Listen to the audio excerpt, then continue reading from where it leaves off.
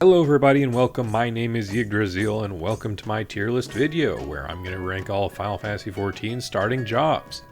What? A ranking video? I thought you were doing Let's Plays, you might say. Well, if you watched my very first episode on the channel when I introduced myself, I said that this channel was made so that I can get into the gaming conversation and share my thoughts, whether it's Let's Plays or talking about games in general. With that said, I have a few things I want to bring up before we actually start ranking these jobs. So, Final Fantasy XIV has gone on now to have about 20 endgame jobs, I think, or classes and other RPGs. That being said, there are 9 starting jobs in total that you can level up to 30 before beginning any of these endgame jobs. Their gameplay is rudimentary at best and more or less are meant for you, the player, to get a grasp of the fundamentals that the primary job will often rely on. Final Fantasy XIV starting jobs all play similarly to one another in the first 3 quests or so. You speak with the receptionist, who will give you a basic rundown of the lore of the job, and then they tell you to speak with the guildmaster. At level 1, they'll have you prove yourself against the most pitiful of enemies at level 1, level 5, level 10 or so. In these starting quests, you may also be introduced to another member of the guild or some such who's going to play a pivotal role in this story, but it's not usually until the quest at about level 15 that a harder, more motivating force will push the story along and let itself be established. Maybe it's some sort of gang or evil creature that's going to pop up. From then on, the rest of the stories go about their paces until they reach their epic conclusion at level 30, where you then receive a new quest line that takes you into the actual meaty endgame job that FFXIV has to offer. Now, a little bit about myself quickly before we begin. I am an avid lore nerd, and with any video game I ever touch, the very fact that each job has not only their own lore, but also their own story with each expansion, that makes me a very happy camper. That said, it took about 3 times for me to get into Final Fantasy XIV, but my most recent attempt was back during the huge FF14 fever rush of summer 2021, and that finally did the trick. And I actually beat Endwalker a few weeks back, been loving it, and having rushed through the MSQ, I thoroughly enjoyed it, but now I have a huge theme park of gameplay, lore, and world building to explore. One of the first things I am doing, like many of you may be, I am choosing to level all of the classes, and so I'm doing that one story at a time. The starting jobs of Final Fantasy XIV are incredibly quick to level through, with help from Endwalker's pre-order item, the Menfina's Earring, and also the brand new ring that you get complete for completion of Hall of the Novice. Of course, everyone has their own favorite stories and they may rank them differently. This is simply my own ranking, and this whole video is just meant to be lighthearted and for me to express my own views and thoughts. With that said, let's get into the ranking. Alright, so first off I'm going to start with Marauder, and I'm actually going to put that in the B category. I gotta say I found Marauder somewhat endearing when I first ran through it, under instruction from the Guildmaster Wernzoen, and the help of his sister Solquib and Bronbar. I hope I'm pronouncing these right. You come across a young boy named Sigurd. He's being attacked by monsters, so you do the heroic thing and you rescue him. Sigurd reveals to you that the dreaded beast Kujata, a giant wild mammoth, I guess? I don't know, like a behemoth, I don't know. A dread beast, his name's Kujata, he's been skulking around, killed his parents, and, finally, before your last confrontation with Kujata, Wernzoen instructs you to go to a designated location, where you're then beset by a horde of your fellow marauders wearing very poor disguises, with Wernzoen leading the charge against you. After being beaten, he runs back to the guild and praises you for beating the bandit ambush that he apparently knew nothing about, solidifying his respect for you as a marauder. You beat Kujata and the young lad Sigurd rejoices, and he says he wants to be a marauder like you. Well, all in a day's work for our hero, huh? Next up we got the Lancer, and I'm going to rank that actually as a C. Lancer was actually the first job I did, and so I had to go back and relearn some of it, so I might be a little bit off, but bear with me. So you got Ewain, the guild master, giving you the usual chores and rundown and teaching you, well, how to wield a lance. When the smirky little know-it-all, his name's Falquez, I love it, Falquez. Former Lancer, he keeps showing up and trying to convince you that the Lancing Guild is absolute garbage and the best way to be a better Lancer is to fight non-stop and be as courageous as possible. Falquez doesn't want you to quest, he wants you to grind mobs all day, every day, and that's it. Turns out though his real grudge with the guild is because he once conspired to steal from the guild's coffers with a few of his guildmates when he was a younger, more ignorant lad. And when he later went to confess to his crime, the guildmates that he was working with turned on him and ratted him out. And apparently Gridanians are very huge racists towards Duskrite Elzins.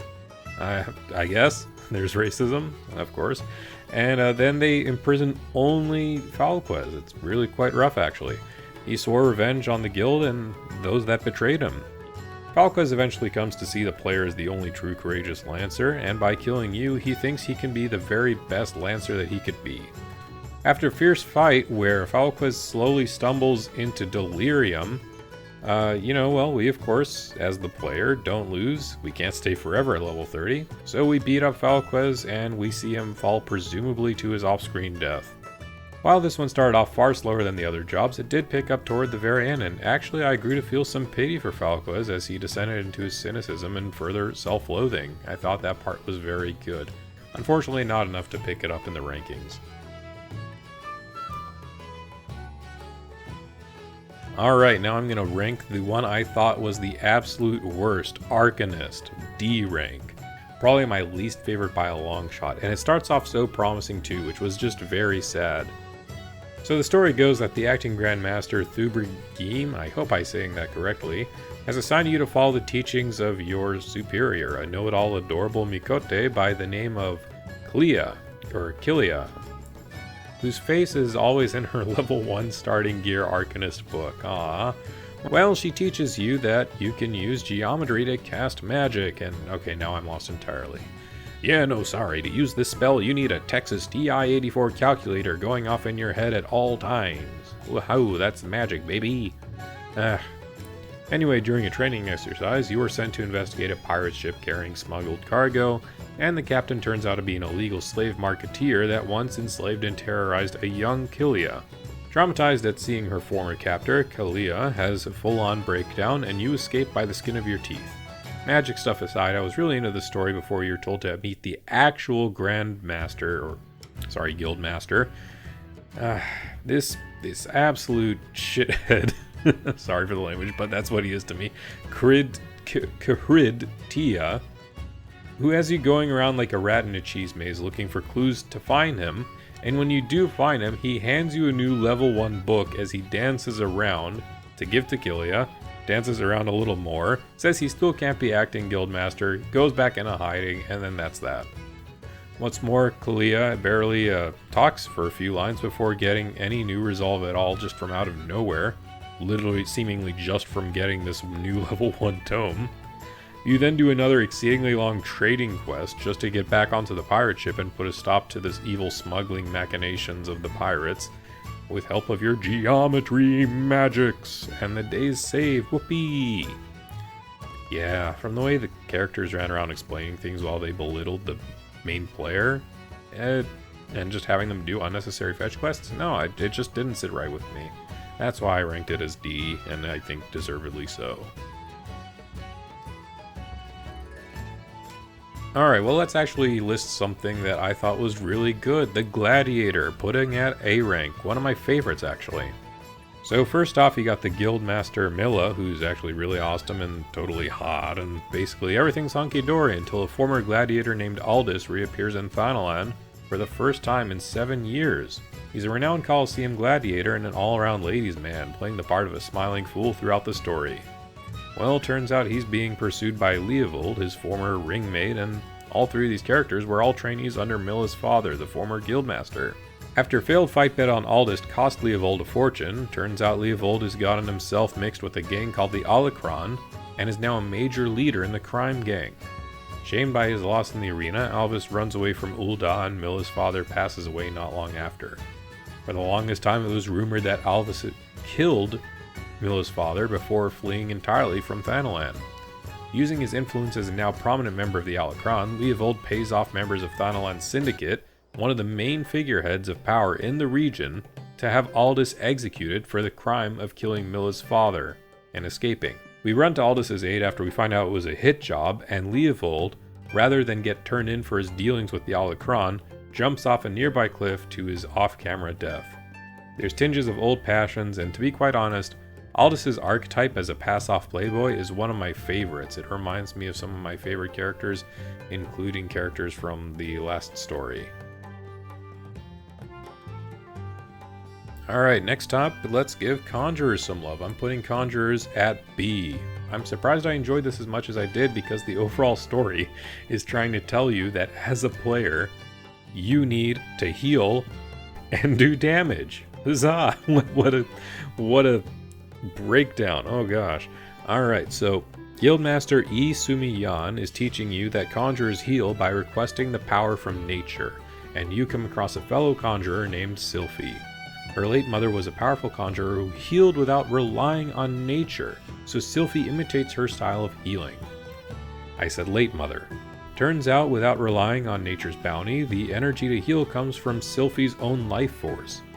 Eventually, she reluctantly learns to wield the powers of both healing and nature together, and ends up finding it all rather endearing. Nature goes out of control, however, when a void scent, Final Fantasy XIV's demon race, secretly hides itself in the woods. You and Sylphie work to cure the corruptive presence and confront the demon together, and I actually rather quite enjoyed how things developed. Pace was rather perfect actually, and Sylphie just ended up turning into one of those little must-protect characters at all costs. So yeah, Conjurer, solid B in my opinion. Alright, we're past the halfway mark. Let's move Archer where I think it should belong. C rank. It was meh. So I didn't like the Guildmaster all too much. Guildmaster Lucien does nothing really aside from force you to work with the other two archers in the story, Lei Aliapo, a Mikote, and Silver, a 12's Wood Elizin. He got on well with Lei enough, but what brings down huge points for me in the story is just how ingloriously off-putting Silver is. And really off-putting. I know he's meant to be like that so that we could reach out to him and have him change his ways later on in the story. It's supposed to be far more meaningful, but he doesn't change all too much even by that point. Wildly racist to Lei, going so far as to call her a savage cat, and call for your own character's removal from the Archers Guild entirely several times, I was just really put off by Silver. Well, anyway, with the story, eventually the group is sent off to capture the leaders of a poaching gang that's been terrorizing parts of the 12's Wood, and through some scant manner of teamwork, we succeed. But Silver still manages to be irksome the entire way around and progresses very little after the fact. I will however give the story a thumbs up for having us practice archery by observing for hidden targets placed throughout some of the maps. I found that rather enjoyable, and a good use of the idea of an archer to introduce a quest mechanic. Next up, let's talk about Thaumaturge, which I'm going to call at a B.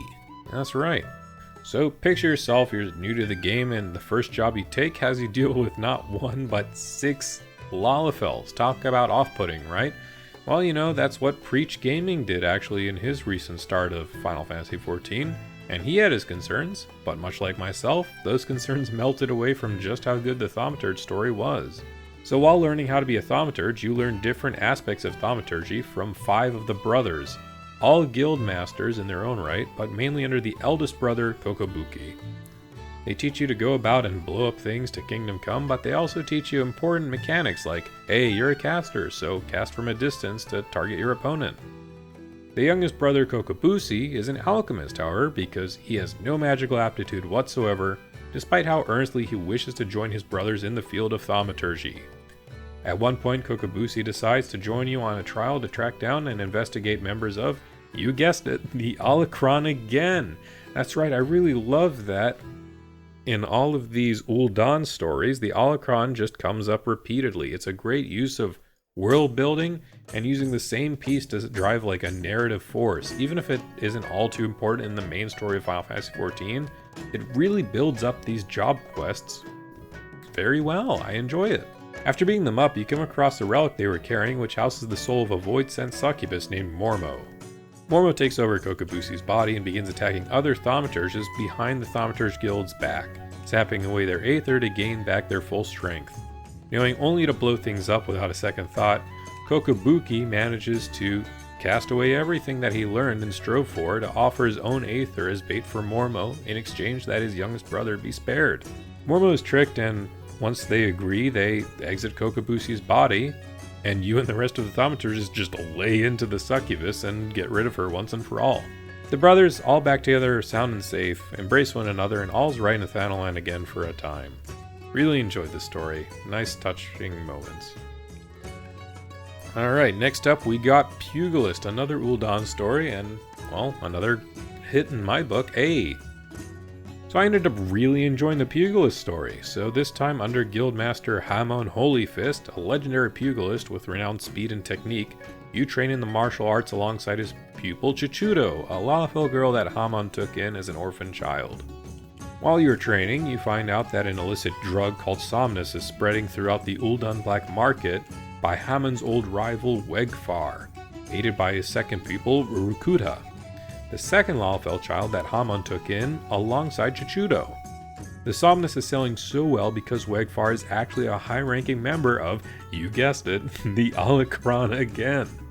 Lovely use of the same concept. Anyway, it turns out Rurukuta ran away after finding out Hamon is no longer fit to fight from his age, going so far as to have a tamed level 1 creature thoroughly thrash the former legend in combat.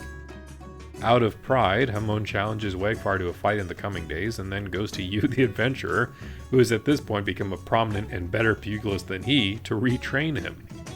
And you comedically fight Hamon several times in the quests to help him get back up to level 30 before his rematch. I love it. It's so good. Now you're introducing level up mechanics in this whole shebang. I love it. After getting beaten one blow by a reinvigorated Hamon Holyfist, Wegfar calls on his cronies to gang up on Hamon, and seeing Wegfar cheat on the conditions of the fight, Rurukuta betrays Wegfar and joins us for one more fight. Wegfar gets thoroughly smacked down, and shortly after celebrating, Rurukuta decides to go on a journey of self-discovery to atone for the misgivings of Hamon. Meanwhile, Hamon himself celebrates back at the Pugilist's Guild and all is well. God, I loved it so much. Alright, and last but not least, we got another banger. That is the final one, the Rogue, A. A lot of people may well get turned off from ye olde yar-har speak that's prevalent throughout the Rogue story, but I quite found it endearing and additive to the scenario and world building overall. You join the Rogue Guild under the leadership of Guildmaster Jack Swallow, a former slave who became a rogue under tutelage from Limsa-Lominsa's former admiral. While Limsa-Lominsa has the Yellow Jackets to uphold the peace, Admiral Merlewib also employs the Rogues Guild with more discreet missions. But mainly Jack only cares about one thing, and that's that every pirate in Limsa-Lominsa follows the Unwritten Codes, a series of unspoken rules that every pirate worth their sea salt follows to a T. While teaching you to become a proper rogue alongside partners in crime Perimu and Bikebe, you and company are confronted by captain of the aforementioned Yellow Jackets, a Lalafell woman named Milala, who openly denounces the Rogue Guild as a stain upon Limsa's new age of civility and order, challenging the guild in a race to find 3 valuable stolen treasures. Should she win, she would convince Admiral Merlewib that the guild is inept and should be disbanded entirely. After a few quests of hunting, the rogues have one treasure, while the Yellow Jacket leader has another. The third treasure, however, known as the Black Sarcophagus, is actually revealed to be in the hands of a traitorous pirate crew called the Bloody Executioners. And of all things, it's a Garlean Magitech bomb with enough power to level an entire building. Sure enough, they mean to use this weapon to bomb the mizzenmast, the central tower of Limsa-Lominsa where Admiral Merlewib resides, and kill both her and countless people besides. You and the rogues deliver the information to Milala, who calls off the challenge until Limsa's secure. The executioners then attack Milala in secret, knocking her unconscious, but the rogues are 2 steps ahead and manage to thwart the executioner's plan just in the nick of time. With the Black Sarcophagus out of the picture, Milala was ready to call the contest a draw, but Jack reveals that he swiped the second treasure from Milala while she was unconscious. Thoroughly annoyed, Milala comedically and begrudgingly agrees that the Rogues Guild is fine for who they are. The story was perhaps my favorite of the bunch, but I also must admit that this story had far more time to be crafted and detailed compared to the other starting jobs. Rogues were released in patch 2.4, whereas the rest were released in 2.0. Nevertheless, the Rogues Guild was enjoyable and had a myriad of entertaining moments that I truly loved.